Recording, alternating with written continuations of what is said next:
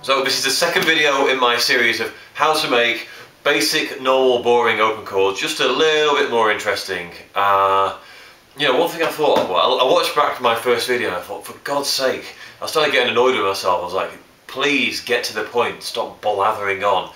I know I have a tendency to go for all kinds of tangents and talk about stuff not related to the point. So I'll try and stay focused on track this time. I'll be laser focused in on the target because, like I said last time, I know nobody on YouTube has got the patience to sit through a long video. So you get straight to the point. This time we are looking at hammer-ons and pull-offs. Now, if you've been playing guitar for longer than about a day, you will know what a hammer-on and a pull-off is.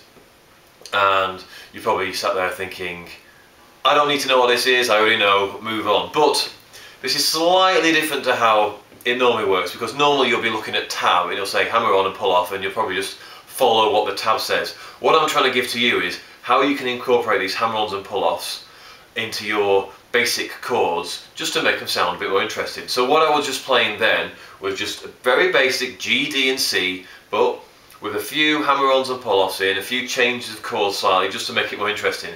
And you may have noticed that the rake from the first lesson was also in there as well. So we're starting to layer up these techniques just to make it all, and to put it all together, just to make it all a bit more interesting, rather than just strumming chords like this, rather than just strumming chords mindlessly with no kind of feeling in there, nothing different. So it started off like this. So we remember that's a rake from lesson 1, then I came to. So that's not even, that wasn't actually a hammer-on or a pull-off, but what I'm doing is, when I'm coming to a D chord, I'm just taking my little finger off, I'm just changing it to a D sus2 and then going to a D sus4 and back to D again. So D sus2, D sus4 is when you've got a little finger down here, back to D again. So just practice with strumming, go. Just practice, play around with doing that. Get used to, that's one I do a lot. And same with the C chord, you go to C major 7, which is just taking your index finger off, and then you go to C at 9, which is your little finger on here, on the same string but 3rd fret. So you go.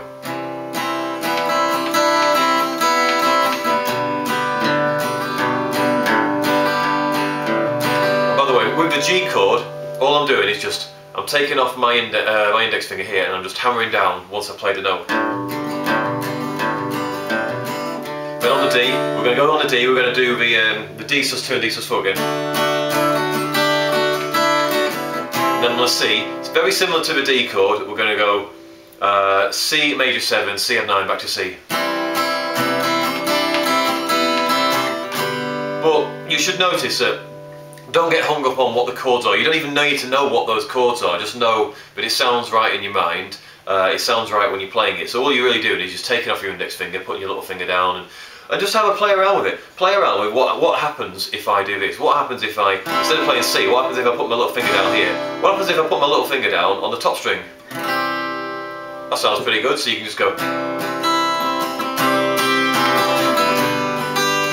Suddenly you've now got another little fill that you can just add in when you're strumming a C chord. You go, oh, that sounds good, alright, I'll try that.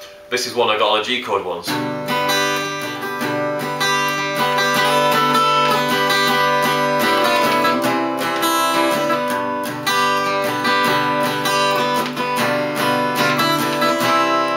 So just little things like that, you know, if I was just sliding up here and all changing to a G7 and coming down, just play around with it, get used to just saying what happens if I mess around with this chord, what happens if I mess around with that chord, what happens if I just play this slightly differently, how can I change the chords I'm playing to make it sound more interesting. You do that, add in with a strumming pattern, you do that, and you have a raking as well, suddenly you've got something that sounds more interesting. I'm aware that I just talked then and I may have gone a bit too fast and you may be going, hang on, what were you doing then? So as usual, just stick anything in the comments, send me a message and I'll try and help you out. If I need to do another video to explain it, no problem. Here's another example of the same thing. A. Just a very common thing is just taking off the top strip, the top finger and just going.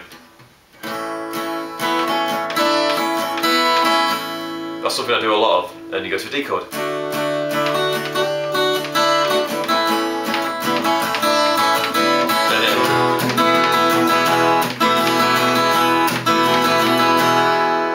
So you just doing basic chord progressions. A, D, E, very common. G, D, and C, very common. And you're just going, what can I do with these chords? Just make it a bit more interesting.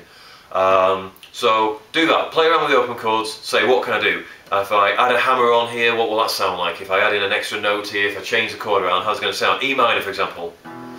Most people just strum it like this, but what happens if you just hammer on the first note? What happens if I hammer on the second note?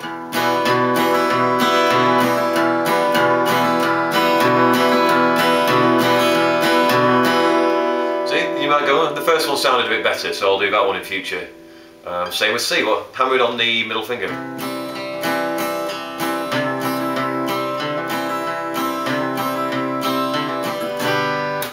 So don't create loads of rules to say I have to do this, I have to do that, I have to do whatever when I'm playing. Just get used to trying these little techniques out, throw them in, and then you've got them in your toolkit to use whenever you feel like. So I hope you enjoyed this lesson. I don't think I managed to keep it as concise as I wanted to. I went off blathering again, but I think the point got across. So I will see you again next time.